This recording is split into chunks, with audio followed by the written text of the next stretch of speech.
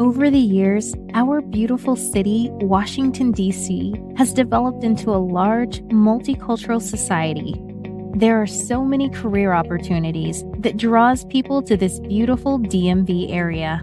Tourists travel from far and near to see the National Monument, the Lincoln Memorial, and many historical museums. And you can find any type of food you desire in these diverse localities. But underneath all the beautiful and charmed attractions, there's people like you and I that struggle from day to day with normal issues. There's also people in the DMV area that suffer from anxiety, PTSD, depression, and other mental health issues. Some issues are caused by traumatic incidents, and some issues are caused from daily situations that we find ourselves stumbling into just by living our normal lives. We are often taught as children to watch what you say or don't talk too much. But right now and today, we are stopping the silence. DMV Madam D is here to tell you you are not alone. And this is your platform to help stop the silence. We will discuss daily issues in which we all struggle with as regular people who simply just want to live in content and comfortable in our normal lives. Do not feel the need to keep your mouth covered about your emotions and feelings. It's okay to not be okay. So uncover your mouth, DMV, and welcome Madam D in Stopping the Silence.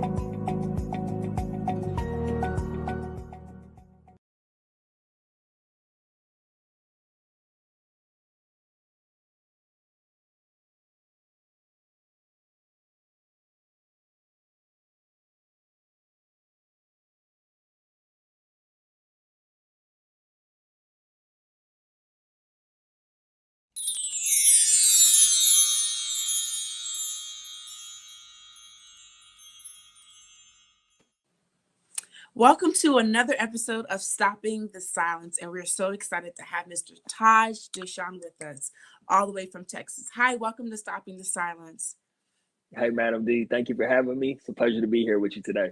Well, thank you. Thank you for accepting the invitation. So tell us who you are. What are you all about? Yeah, so my name is Taj Deshawn. As you mentioned, I am an athlete career transition coach. I help athletes transition powerfully into the next stages of their life after they're done playing their sport. I have a podcast called Thrive After Sports. My book is called Thrive After Sports. You see it in the background. I got it right here too. And then I also just recently came out, myself and 20 other athletes turned entrepreneurs. We came out with this book called Athletes and Entrepreneurs. So I'm an author, I'm a speaker, I'm an athlete transition coach. I'm also vice president of the publishing company that helped me publish my book. So I help other athletes publish their books now through self-publish in 30 days. So I wear a few different hats, but that's who I am and that's what I'm about. Okay, so tell us about your books. The first one. The first one, Thrive After Sports, is really, I like to say it's my coaching program in book format. So I didn't want to write an autobiography. You know, nobody cares where I was born and how I grew up and, you know, what my favorite school snack was and all that type of stuff. So I didn't want to write just like, I didn't want it to be all about Taj. I wanted it to be where someone, not just athletes, it's for athletes, obviously, but, you know, with what's going on in the world right now, of course, a lot of us are in transition and trying to figure out what's next. So my goal is for someone to pick up that book, and by the time they put it down, they know exactly what they want to do, how they want to do it, why they want to do it, and then they're connecting with the right people to help them get there along the way. So that's what Thrive After Sports is about. What about the second one? The second one came together because we were just being creative at Self-Publish in 30 Days, the publishing company I mentioned, and trying to figure out ways to give as many people as possible the opportunity to become published authors. And I felt that there's a lot of people in my circle who are former athletes who are doing great things in the world in terms of entrepreneurship and building businesses. And so I wanted to come together, myself and 20 other former athletes turned entrepreneurs. We each contributed one chapter. So if you think about it, it's kind of like a chicken soup for the soul type of book where everyone writes a chapter. We come together to create one project. And the goal of the book is to show that next generation of athletes coming up behind us, like, you don't have to be LeBron James. You don't have to be Magic Johnson. You can be an everyday person. You know, you could go to a school that no one's even heard of where you played your sport at, but you can still take the athletic mindset and carry it with you into business and entrepreneurship. So that's the goal of the Athlete's Entrepreneur book. Okay. So the first one, how difficult do you think it is for athletes to kind of transition out of being an athlete and to just living a regular life? Very difficult. I know I struggled with it myself. We were talking about, about this earlier this morning before we started recording, where I had a very rough patch because since the age of 10, I was known as Taj the football player. And that's what opened up a lot of doors for me. That's what got me, love and admiration and respect because I was good at my sport.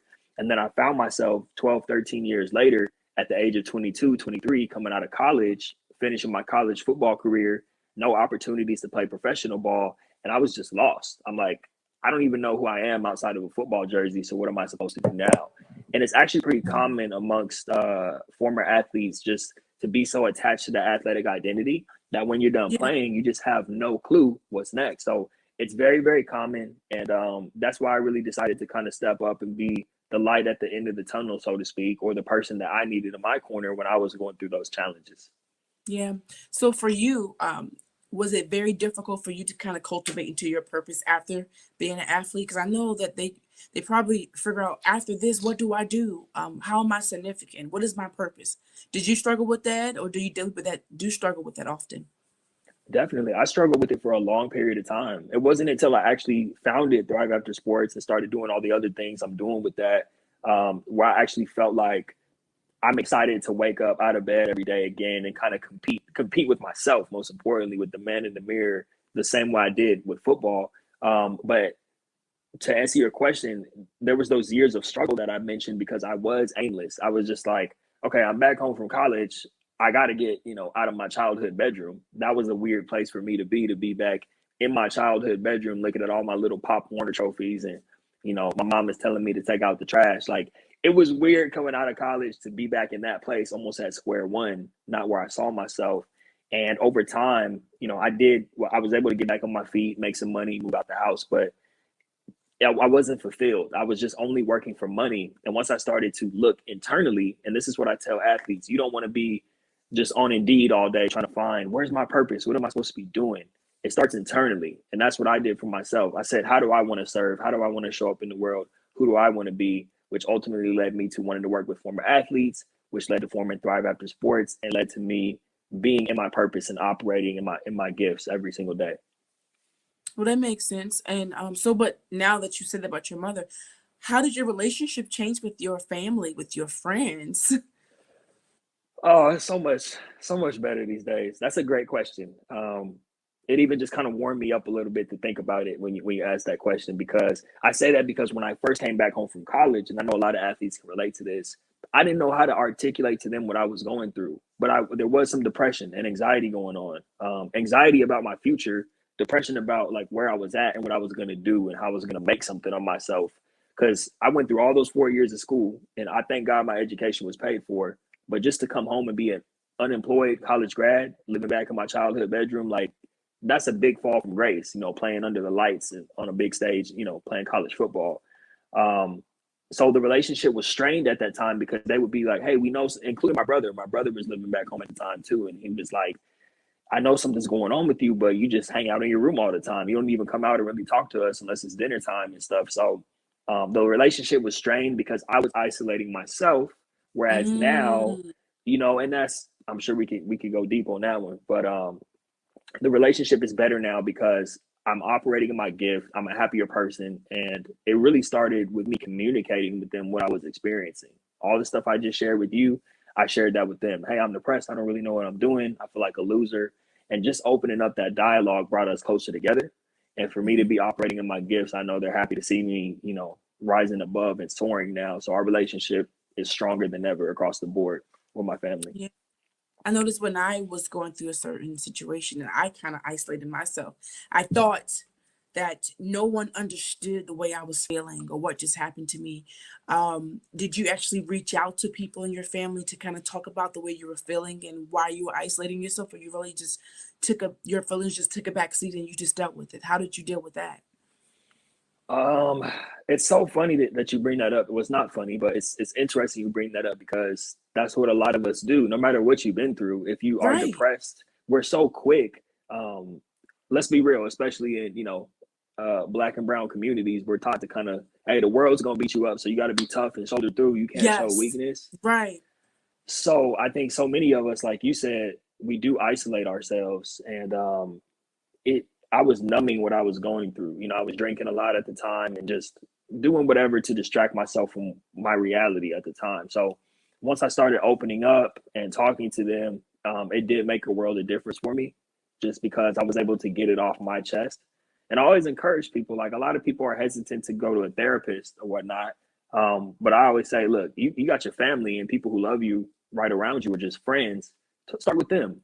You know, you don't necessarily have to go to a therapist. Start with them, or start with your relationship with God. Talk to God. Even if you're not a Mm-hmm. religious person, just, journal or do whatever makes you feel like you can get this stuff out, because it's dangerous when it only exists up here. If you can get it Yes. out, you're not carrying the burden anymore. Yeah. Yeah. So do you think that you have changed from in college and being an athlete until now and being a leader that you are? Do you think that you really dramatically changed or changed a little bit? Oh, dramatically, because in college, I mean, I was, I always tell people in college, I was just happy to be there, happy to get my education paid for, happy to be playing football.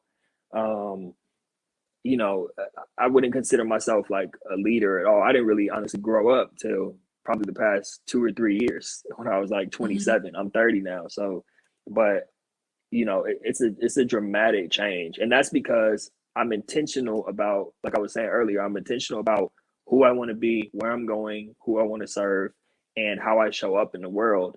And so because of that, I'm able to make quantum leaps in who I am and my development and my leadership, and everything else I do, because I work on it. I train Mm-hmm. it just like I train my body when I work out. So same Yeah. concept. Mm-hmm.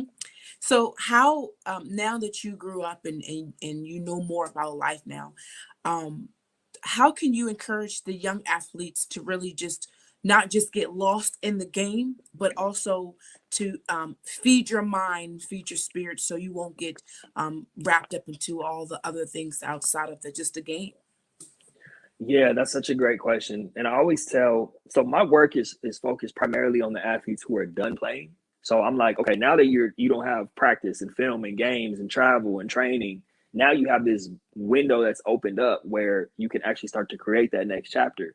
But what I Mm-hmm. tell young athletes, whether college, high school, or even youth sports who are still playing, I like to share with them, like, every kid who plays sports after a certain level has the ambition to play professionally, and that's plan A. And so a lot of people feel like if you're focused on plan B, that it takes away from plan A. Like, oh, just in case I don't make it pro, I want to start thinking about this.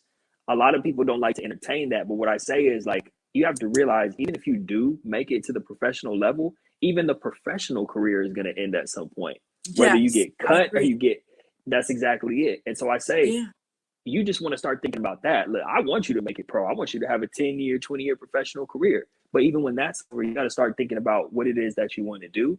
And you have to be intentional about actually preparing for that and starting to cast the vision for what it is that you want, not just for money, but like, how do you see yourself serving in the world and being fulfilled? And who do you actually want to be? Not just how you're going to go get a check when you're done playing your yeah. sport. You know what I mean? Yeah, yeah, yeah. So, how easy is it for young athletes to really fall out of line with the game and to not getting wrapped up into the publicity of just football? Well, that's a good question, especially now with NIL laws, the name, image, and likeness, where athletes can be compensated at the college level.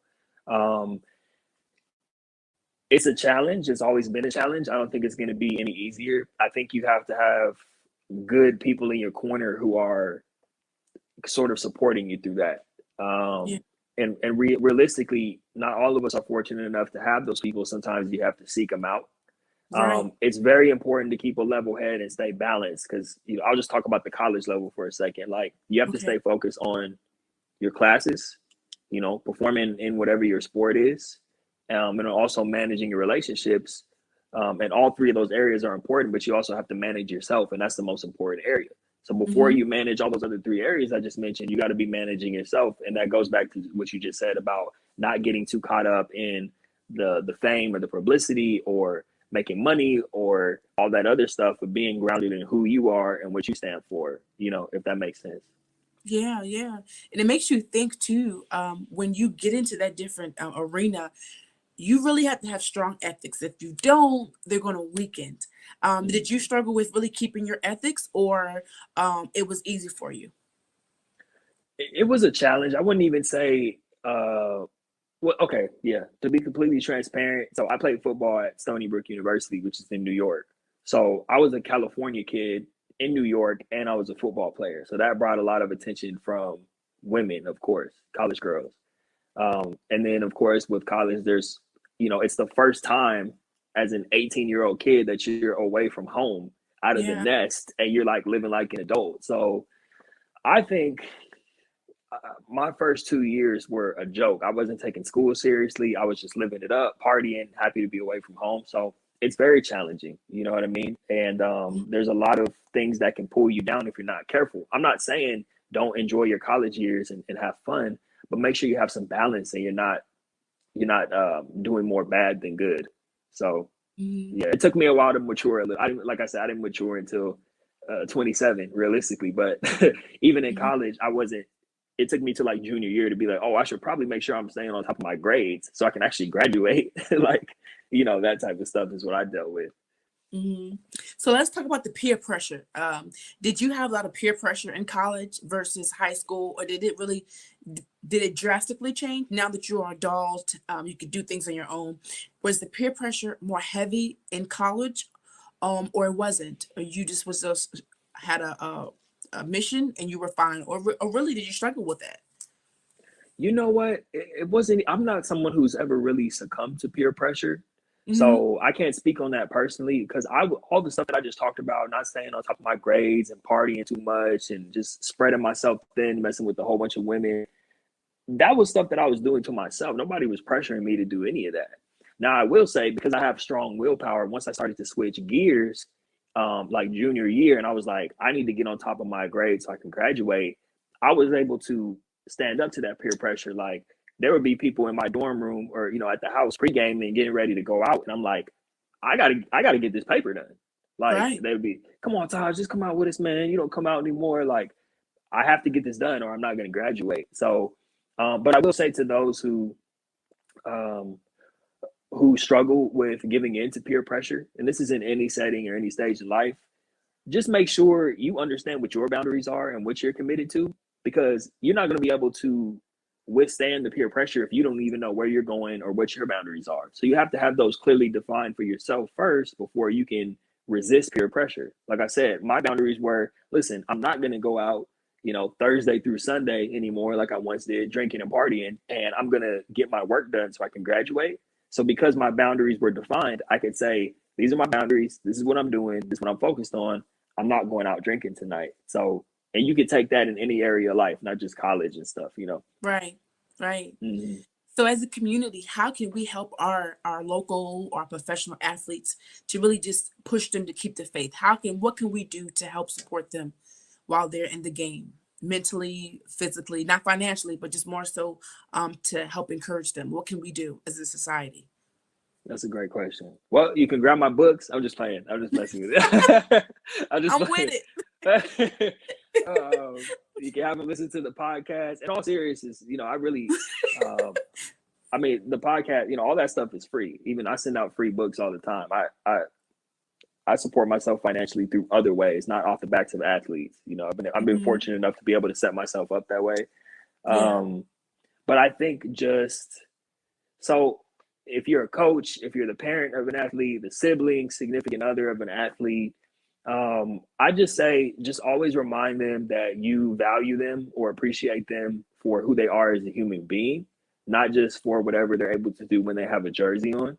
And also just kind of plant the seed or at least ask them, so what do when that ball bounces for the last time or when you hang the cleats up, hang the jersey up, what do you see yourself doing?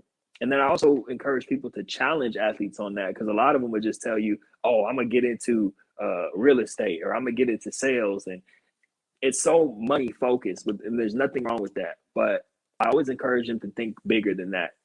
Think bigger than okay, well, if you want to get into sales to make a bunch of money, that's great. But what do you want to do with the money? that's challenging them on like, who do you want to help with the money, and having a bigger goal and picture in mind. So does that answer your question? I feel like I went like Yes, 20 it does. different directions. Okay. It All does. right. All So right. how do you think it's important for an athlete to have a faith system? I know we discussed, everybody's not believers, even though we want them to believe, but everybody's not believers, and it takes a process. So how important do you think an athlete really needs just to have just a faith system? Yeah, I'm glad you brought this up because it's funny because before we were recording, I was telling you I don't necessarily consider myself a Christian, but am I a Mm-hmm. believer? Yes, Mm-hmm. 100%. Do I Mm-hmm. believe in being obedient to God and just listening, not saying God and praying, God, can you give me a Mercedes and all that type of stuff? Like, what does God want from me? And listening to that and tapping into that and having a great relationship with God, no matter what your beliefs or religion are, you have to Right. acknowledge that there's something bigger than us going on.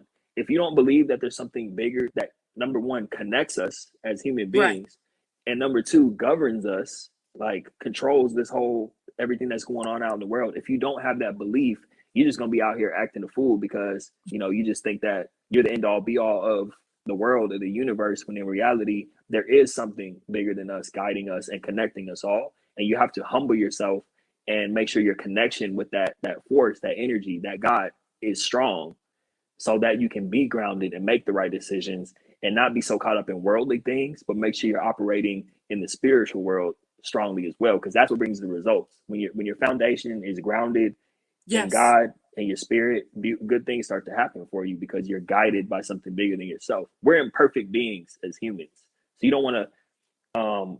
You could probably help me out with this, Madam D. What's the scripture in the Bible that talks about? It's like lean not on your own understanding, but um, I you don't know know what it I'm talking. verbatimly, but I know what you're saying. Yeah, lean not to thy own understanding. I don't know the exact Mm-hmm. scripture it is, but I understand what you're saying. Yeah. Yep. And even Yeah. that statement alone, just lean not on your own understanding, that's exactly what I'm getting at. Like I said, we're imperfect beings. So if you're just relying on yourself, your own faculties, it's not always going to take you where you want to go. Most of the time, it Yeah. won't. So Mm-hmm. that's all I have to say about that. Yeah. Yeah. Before I let you go, I want to tap on something that's really quick. Mm-hmm. If there was somebody an athlete that was struggling right now with depression and they're contemplating suicide, they are on edge. What would you say to encourage them? What would you say if you were one on one with them? How would you encourage them not to commit suicide? Wow. Wow. I would say keep in mind that it's a long life that we live, and life in itself is full of ups and downs as it is. So, whatever season you're in that has you feeling suicidal right now, you're feeling that low. And trust me, I've been there. Um, I wasn't actually going to go through with it, but you know, and I'm sure you've experienced this too, Madam D. Sometimes you just hit a low that's so bad that the thought Yes. Yeah. of suicide crosses your mind. Mm-hmm. You're like, wow, I never thought I would even be having these types of thoughts. Right. But what I would say is that you have to remember, because life is up and down, just know that better times are coming. Just because you're in a season where you feel like taking your own life, it doesn't mean you're going to feel like that for the rest of your life. So if you just give up on the game of life and take yourself out, you're not giving yourself a chance to experience the good times that are ahead as well. And on top of that, just so it's not all about you, you have to think about the impact that has on other people. It's selfish. If you take yourself Yeah. out of the game, you're being selfish to the people who could have benefited from you just being you, Yes. whatever that looks like. Not just in this season, but you never know. You might have, imagine this, if I were to have taken myself out and committed suicide when I was 23, 24, going through my depression, then I wouldn't be sitting here at the age of 30 having impacted thousands, and eventually I'm going to go on, I'm speaking this to existence, millions of athletes. Yes. If I would have forfeited that opportunity at the age of 23, 24, I'm not sitting here at 30 having an impact on thousands of athletes today. So that's something you have to keep in mind. You never know how your life is going to unfold. Don't give up on where you're at. Understand that better times are coming, and talk to somebody about it too. Just talk to somebody. Get it off your chest. Um, Right. yeah, that's what I would say about that. That's such a good question. Whew. Oh, yes. Taj, thank you so much for coming on Stopping the Silence. You have blessed us. I know you're going to bless so many people and continue to bless so many athletes, former and present athletes. Thank you for what you do. You are needed, and I want to encourage you to keep on moving forward. And thank you. Thank you, Madam B, for not only for having me on the show, but for all the work that you do and for sharing yourself with your audience and your listeners, and for sharing yourself with me. What you shared with me before we recorded, um, it really got me re-present to why you do what you do. So I'm grateful for who you are as a human being and for the work you do in the world. And I'm glad we connected. And I'm grateful that we had this time together. So thank you too. I appreciate you. Thank you so much. Thank you so much. Thank you all for coming on another episode of Stopping the Silence. Don't forget to visit our website at www.stoppingthe-silence.com, and you can see all our beautiful episodes there. And remember that you are not alone. See you on next Sunday. My God bless you. Stopping the Silence. Bye.